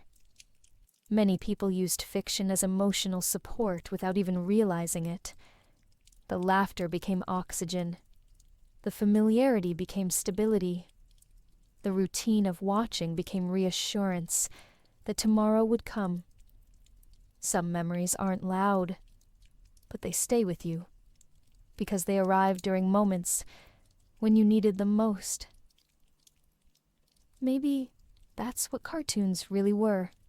Lifelines disguised as laughter, gentle reminders that pain doesn't last forever. And even when everything feels confusing, comfort can still appear in small, colorful places. When you're young, that feeling might be the difference between sinking and swimming. And sometimes, even now, that memory still knows how to keep you afloat. The forgotten truth of Bikini Bottom isn't hidden in some episode or buried inside a theory. It isn't a secret message waiting to be uncovered. It's quieter than that, much softer. Bikini Bottom felt real because the emotions were real. The characters were drawn with bright colors and thick lines, but their feelings lived underneath those jokes. Friendship, exhaustion, joy, loneliness, hope, they were all there, not declared, just present. We didn't search for meaning when we were young. We just felt it. But that wasn't the strange part yet. Looking back now, those emotions appear more clearly. SpongeBob didn't laugh because life was easy. He laughed because life could be heavy, and laughter helped him keep going. Squidward didn't sigh because he hated everyone. He sighed because world weariness lives in many hearts, but few people admit it out loud. Patrick didn't seem lost because he was foolish. He seemed lost because sometimes life doesn't offer direction, and people forget how to ask for it. These weren't hidden lessons. They were reflections scattered across a world that felt simple, but wasn't shallow. You might have felt something like that before, sitting at the end of a long day, wondering why your chest felt tight, or why silence felt heavier than usual. Then some random memory of SpongeBob pops up, not because it answers anything, but because it reminds you that maybe you don't need answers right away. Information never mattered as much as presence, and that's what Bikini Bottom was: presence. Gentle, consistent, a town that waited quietly until someone needed it. Cartoons don't need to be real to hold truth. Bikini Bottom existed emotionally first. It connected with pieces of us that we didn't have language for yet. Childhood emotions drifted through those episodes like background tides, shaping us in small, quiet ways. We laughed because laughing was easier than explaining sadness. We watched because imagination felt safer than confrontation. Nostalgia doesn't make things real. It reminds us what once kept us afloat. But that wasn't where it ended. As adults, we sometimes try too hard to make sense of our memories. We search for deeper messages, as if meaning must be found instead of felt. The forgotten truth of Bikini Bottom isn't something to decode. It's something to notice gently. The show mirrored how life feels, not how it works. It made room for all kinds of emotion, without needing to define them. That kind of honesty is rare. Most things tell us what to think. This show simply made space. The truth is that Bikini Bottom held our feelings when we were too young to name them. It let us see versions of ourselves in those characters, even when we didn't realize it. Maybe that's why the town still feels familiar. Not because it existed physically, but because it existed emotionally. It still does. Cartoon worlds don't vanish when the credits roll. They linger in the parts of memory that helped carry us through childhood. You can almost picture returning to it now. The glow of the TV, the slow rhythm of bubbles rising, the hum of nighttime settling around you. It isn't escape. It's a quiet reunion with feelings you once had, and maybe still carry. Bikini Bottom didn't change. We changed, And now we're finally old enough to see what was always there. The hope, the restlessness, the gentle reminders that life doesn't have to be perfect to still feel warm. The feeling only grew stronger later. The forgotten truth isn't a missing episode or secret clue. It's that we felt seen there before we knew how to express ourselves. That matters more than any mystery. Cartoon towns don't need maps. They need hearts that remember. Bikini Bottom existed in us in the pauses between scenes, in the quiet glow of late nights, when emotion lived unspoken. And maybe that's why we return to it now. Not to chase answers, but to sit with memories that once helped us breathe a little easier in a world that felt too big. Some truths don't need to be proven. They only need space to be remembered. And Bikini Bottom still remembers for us, like a soft echo under the sea, waiting patiently for whoever needs it next. Growing up doesn't always mean leaving things behind. Sometimes it just means carrying them differently. Bikini Bottom doesn't have to stay locked in the past like an old photo. It can walk with us now, quietly shaping the way we see life. Not by giving answers, but by reminding us what comfort once felt like. When we were young, cartoons didn't explain emotions. They simply lived beside them. And maybe that quiet companionship is something we can still carry forward today. But that wasn't the strange part yet. As adults, we move carefully. Decisions feel heavier. Stress arrives faster. Yet the lessons we absorbed without noticing might still be useful. SpongeBob taught effort. Squidward taught honesty. Patrick taught presence. Sandy taught resilience. Mr. Krabs taught survival. None of it was presented as guidance, yet it settled into memory anyway. And maybe that's enough. Cartoons don't raise children, but they leave small lights behind. Lights we can return to when things get blurry. You might have felt something like that before. Standing at your kitchen counter late at night, tired after a long day, listening to the faint hum of the fridge while thinking about tomorrow. Not every challenge needs a solution in that moment. Sometimes you just need a reminder that comfort has existed before and can exist again. Nostalgia doesn't demand that we go back. It just points gently toward feelings that made us feel okay once and might still be within reach. Carrying Bikini Bottom into tomorrow doesn't mean clinging to childhood. It means honoring its softness. We can move forward with compassion even when tired. We can approach uncertainty with patience, even when we don't feel ready. We can see effort as something worthwhile, even when it goes unnoticed. These aren't rules. They're quiet echoes of the emotional rhythms we once absorbed through stories, and laughter, and underwater adventures. But that wasn't where it ended. Growth doesn't erase comfort. It can build on it. The things we loved as children don't have to fade. They can evolve. Instead of being escapes, they can become reminders.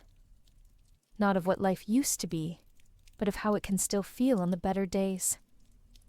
Everyone deserves gentleness, even when it isn't obvious how to find it. Bikini Bottom taught us that, without saying a word.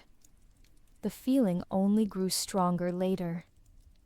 When adulthood brings confusion, these memories don't fix everything, but they soften what feels sharp.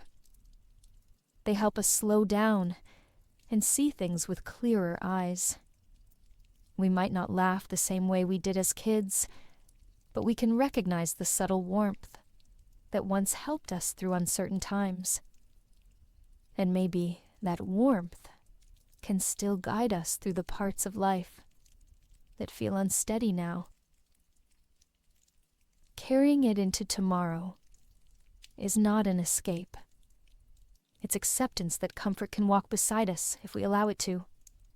The world doesn't always need to be hurried. Hope doesn't always need to shout. Sometimes, the quietest memories carry the strongest reminders, and childhood doesn't need to be left behind to make room for adulthood. It can simply become part of it. A soft light we hold on to as we step carefully into whatever comes next. Maybe the sea never stayed on the screen. Maybe it followed us quietly into the years that came after childhood, not as waves or water, but as feeling. In how we process silence, in how we search for warmth, in how we look for meaning when life feels like deep water. Bikini Bottom wasn't real in textbooks, but it was real in memory, and sometimes that's enough. As time moved forward, the world on screen faded into the background, yet its tone still lingers like a soft echo beneath everyday thought. But that wasn't the strange part yet. Silence. As adults can feel heavier than silence as kids.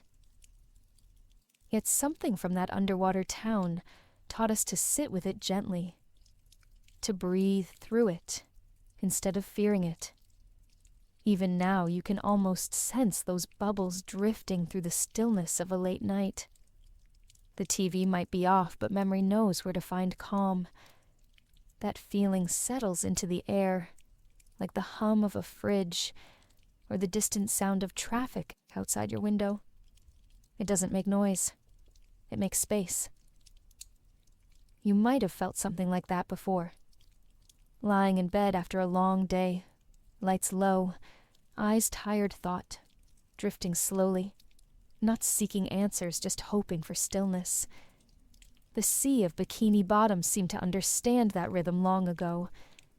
Its presence wasn't demanding. It let your mind float when sinking felt easier. And in a way, maybe it still does. The town under the sea always felt steady, even when characters struggled. Something in its current carried quiet reassurance. A reminder that life keeps moving even when you pause. That rest is not failure. That ending the day can be enough. Those soft emotional truths stay with people more than any storyline. The sea never needed applause. It just stayed constant. But that wasn't where it ended. Maybe the best parts of childhood weren't just memories. Maybe they were early forms of strength. Small comforts we didn't know we were collecting.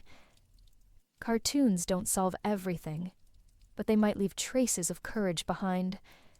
SpongeBob's world showed us that even underwater life isn't perfect, but it can still feel warm. That warmth might be what still follows us now. The feeling only grew stronger later. The sea doesn't need to be real to help someone breathe a little easier. It just needs to exist in memory. And memory is often enough.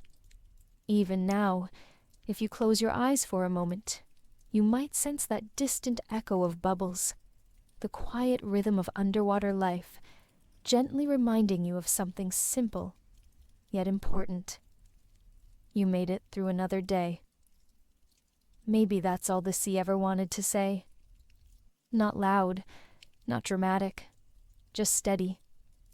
A quiet kind of comfort waiting at the edges of thought, ready to drift in when the night grows heavier than expected. Bikini Bottom might have been imaginary, but the peace it offered was real, and maybe that sea never really left us. It just found a place to stay quietly, inside the heart, waiting for whoever needs it next. Maybe we'll never find every lost episode, but maybe we don't need to. Some memories weren't meant to be proven, only remembered. If tonight felt calm, even just a little, then that's enough. Sleep well. Dream softly. Good night.